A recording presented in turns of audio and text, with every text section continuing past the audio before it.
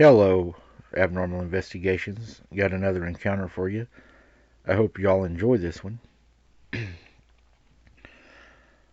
I was living with my dad at the time back home in Oklahoma, out in the town of Tribby, off a road, believe it or not, called Slaughterville Road. I had some friends, well, more precisely a friend who lived in a town, and another friend who lived down a long dirt road not far off. We will call them James and Randy. James, the one who lived with his grandmother in town, and Randy being the one who lived a bit further out. Well, me and these guys, we decided this night would be a good night to just hang at James's place all night and just crash on the couches later, and this would be where my story would end, if I hadn't decided I didn't want to sleep there that night, and I wish that I had, in hindsight. It was around 2 a.m. in the morning, and, as I said, deciding I wanted to go home to sleep, and also seeing how the alcohol we had drank had worn off, I said goodbye and hopped in my car and took off down the road. I was heading down a long dark stretch of a one-lane highway with nothing but dense woods on either side, for a few sparse houses on either side here and there. On my way up the long hill, my car suddenly lost power. Well, I had a standard, so I tried every gear. Nothing. Then I realized it must have been my CV joint going out. I was stranded. I realized my predicament, but had no other option now, and luckily there were no cars behind me, so I did the only thing I could. I let off the brake and watched behind me as I backed down the hill. Spying a dirt road, I carefully backed onto and parked on the side, a few car lengths down it. I sat there for a few minutes wondering what I should do. I had no cell phone, so I sat there for a few minutes. I couldn't call anyone, and I had already begun to feel a looming sense that staying there in the car until dawn was a bad idea. So I grabbed my case that I had my game. Yes, I had my game with me, and a makeshift machete I had made from a lawnmower blade from my back seat, and got out, locked the doors, and started off on foot. I hadn't walked but about 30 feet to the end of the dirt road and turned onto the highway. Then I felt very uneasy already, like I was being watched by something or someone. I knew that worrying wouldn't help my situation, though, and I pushed that fear off, knowing something could be out there, back, and it could be following me. But I knew I had to continue on. I decided to walk in the middle of the lane. I had been previously heading down towards home. At least if anything came at me, I could see it and maybe have time to react. Only 3 miles, I thought to myself.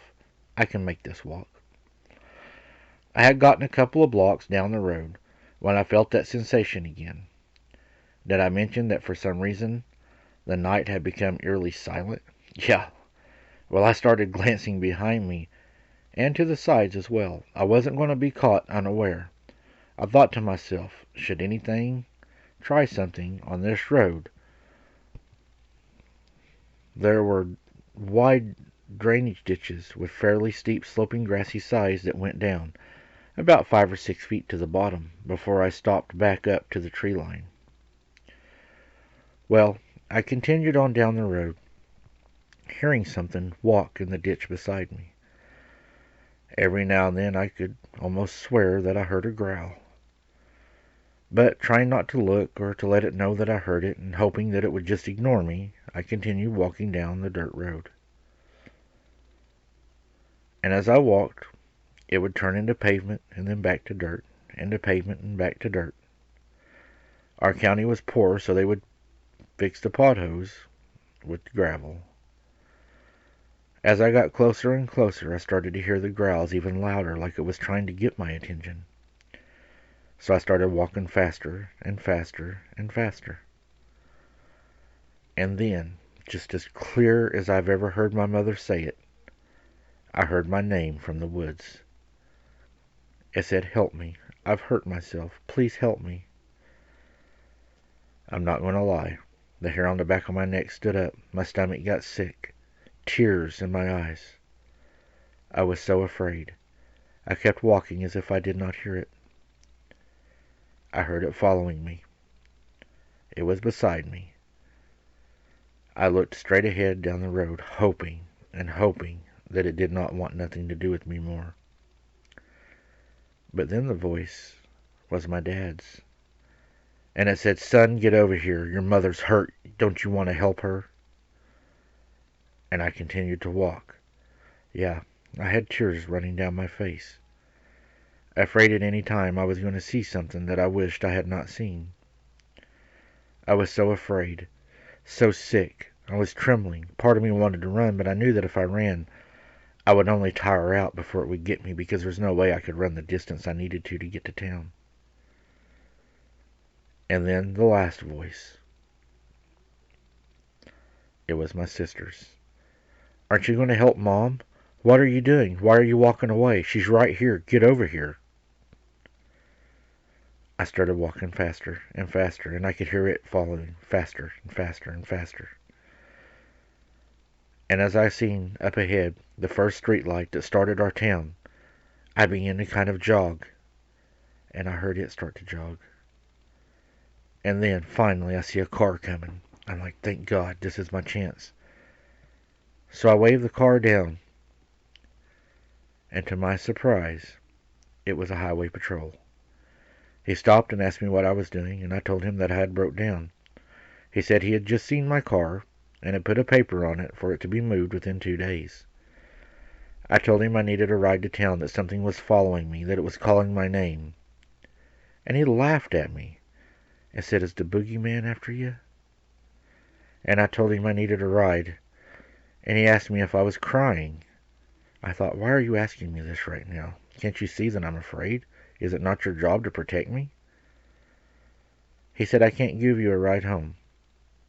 I'm not a taxi." I begged him for a ride, and he said he could not do that. And he said that he would radio ahead, and maybe the county could come and give me a ride. He left me standing there,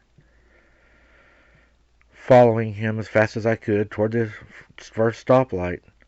I knew that this thing was following me, and I was still angry that he would not help me. And as I finally made it past the first overhead light, the little bitty stoplight we had in town, I looked back. I was about 50 yards past it. And as I looked back, that's when I seen it. It was standing there. It was large. It looked like a large gorilla, but standing on 2 legs. It was very furry, very hairy. Its arms were swinging as it walked across the road. The dog started barking in the town, and that's when it walked off into the shadows, never to be seen by me ever again. I don't know what that was that night, but whatever it was, it sounded just like my family. And now I know that if you're out in the woods, never trust something yelling for you to be your family. Always make sure, because these things sound just like your family. I don't know what would have happened if I would have went into the woods that night to try to, quote, help my mom. But I'm pretty sure I wouldn't have been coming out of those woods.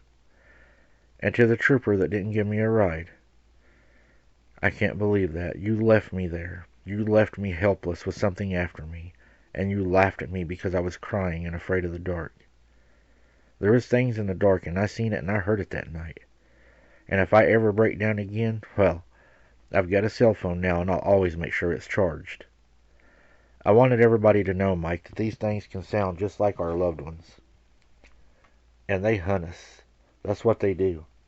I truly believe it, and I believe that they use names and voices that are familiar to us to maybe even get the kids. I've never been so afraid in my life, so afraid that I'll never walk those roads again.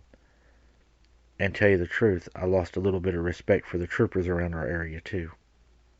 They're supposed to help, serve, and protect. I couldn't believe I wasn't helped when I was in danger. I was in fear for my life, and I was left on that dark road to fend for myself and to make it into town. Wow. A few things. Number one, you're probably lucky that he didn't smell the alcohol on your breath from drinking earlier. That probably would have got you a free ride then. Um, but yeah, he should have gave you a ride. I believe that that's something that he should have done. Kind of sounds like he was kind of been a jerk. Calling your name like that, I'm sure that if you would have went out into the woods that night, we probably would have never seen you, or you would have been one of the stories that we were trying to figure out, what had got a hold of you or had eaten half of you, found half eaten. But I'm glad you made it back, and I think you done the right thing going for the light. They seem to not like the light, and you sound like you got prepared now for the next time. So keep your head on a swivel, be prepared, and don't be something's dinner. We'll see you on the next one, guys.